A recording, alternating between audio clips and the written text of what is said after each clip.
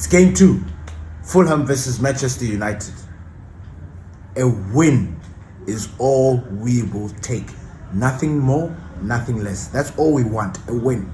And personally, I think we are going to grab a win against this Fulham team. And without further ado, ladies and gentlemen, let's jump into the lineup. Right. As you can see, my lineup is kind of similar to last week's, but it has changed.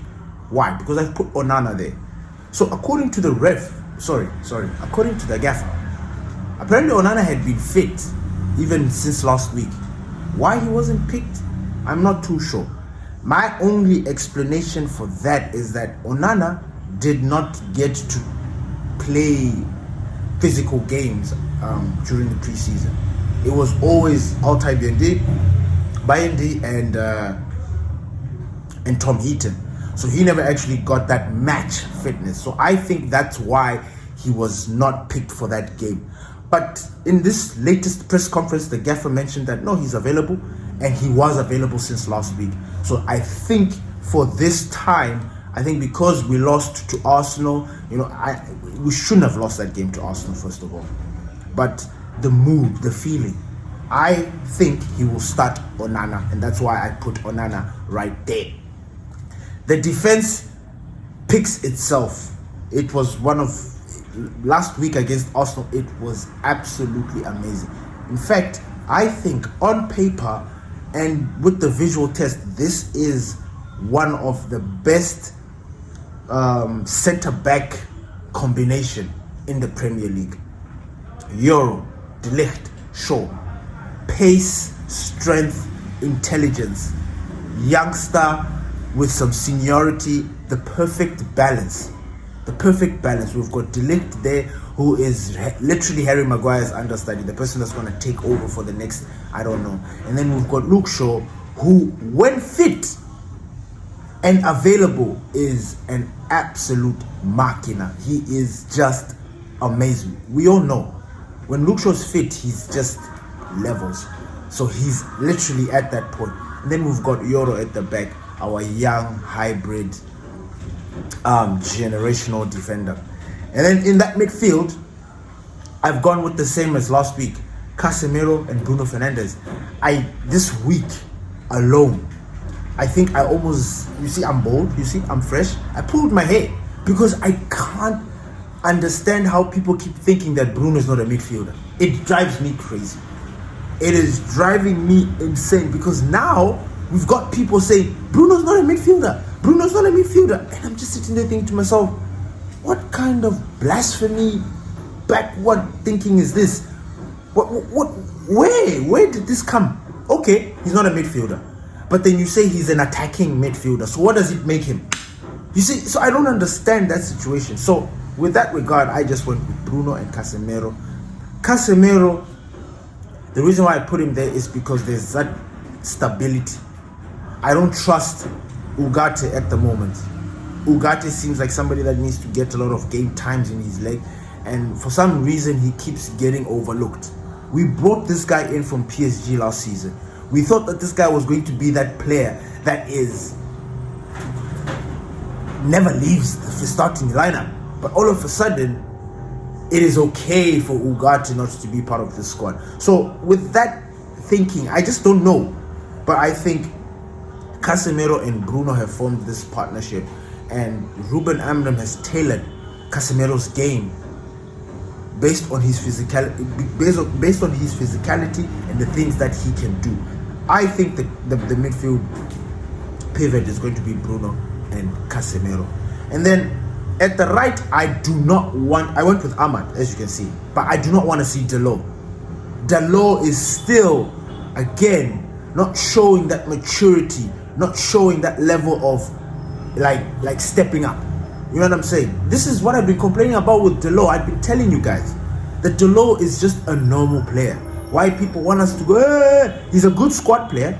That's one thing I'll give him. Like, in the setup that we've got right now, Dalot is the perfect bench player. So I do not want to see him anywhere near that starting lineup. The reason why is because we already want to go in on the front foot. And the front foot is putting Ahmad there, somebody who is going to be attacking those channels, helping Mbeumo create chances. We've already seen that there is a budding relationship happening between Bryan Mbeumo and Amad Diallo. So we want to see that thing flourish. Delo's time came and passed. I'm sorry, now it is time for the new fresh blood. So I want to see Ahmad there. If the gaffer goes with Delo, we know that he's trying to be defensive, but that's going to hurt him. Because we need to give Ahmad plenty of time for him to create chances so that we can, unlike putting somebody like Delo, who will not create chances in the whole 90 minutes. You know what I'm saying? So I'd rather have him there. And then on the left, we're going to have Patrick Dogu. Patrick Dogu is slowly rubbing off on me, but at the same time, he's not the finished article. I want him to take shots, but he doesn't seem like somebody that takes shots. I don't know if that makes any sense.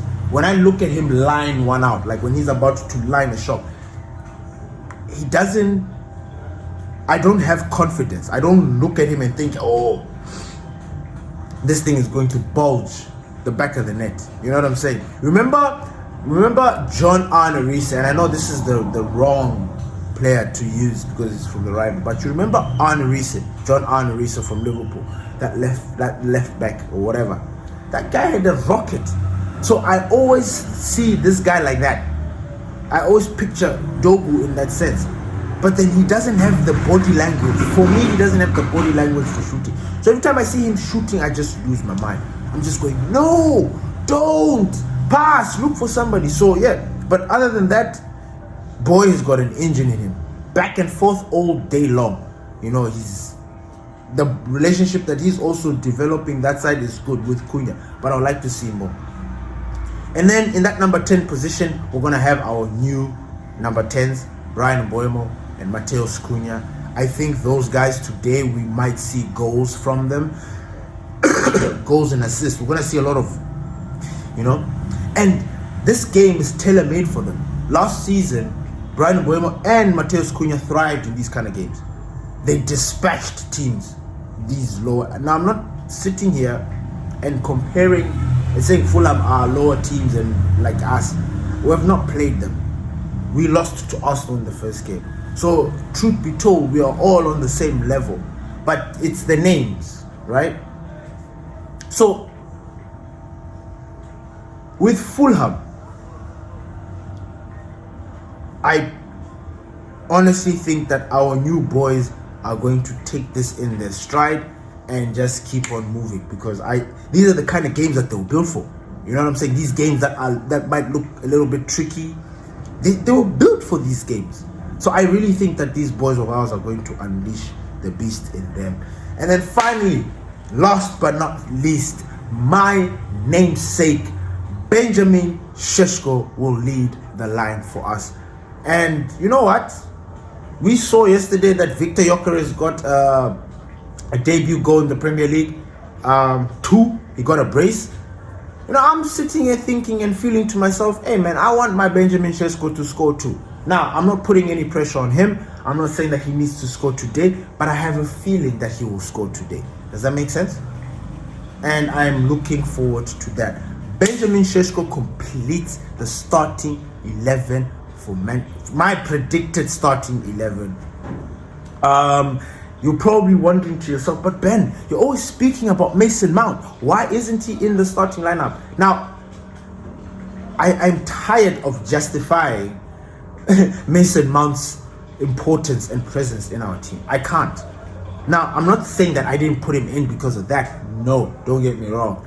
I put him in there because for some of you, it's palatable. Somehow some of you don't see Mason Mount as somebody that's part of the squad. But say I wanted to put him in this starting lineup. Where do I put him? Now, it's tricky. It means that Benjamin Šeško would have to chow the bench. Because people are like, maybe Cunha and Mbeumo can play that. Now, if Mason Mount plays in this game, then I'm assuming that Benjamin Šeško, Mbeumo or Cunha, one of them will be substituted. But it's all about preference. And I know a lot of people just don't understand this whole thing with Mason Mount in the club. So that's why I decided to take him out. He can easily be part of that any of those number 10s. He can easily lead the line. Yeah, that's it. That is my starting lineup for Fulham. And what is my prediction today? I've gone with a very big prediction because I also predicted on the app. So I predicted 3-0 to Manchester United. I don't know where I'm taking the balls. Like, I don't know where the audacity has come from, but I'm sorry, I just can't help but think that our team is strong this season. It is deceptively strong, and yeah, I'm just looking forward to it. Thank you everybody for listening to the Glory Reds podcast. It's your boy Don Benito. Peace.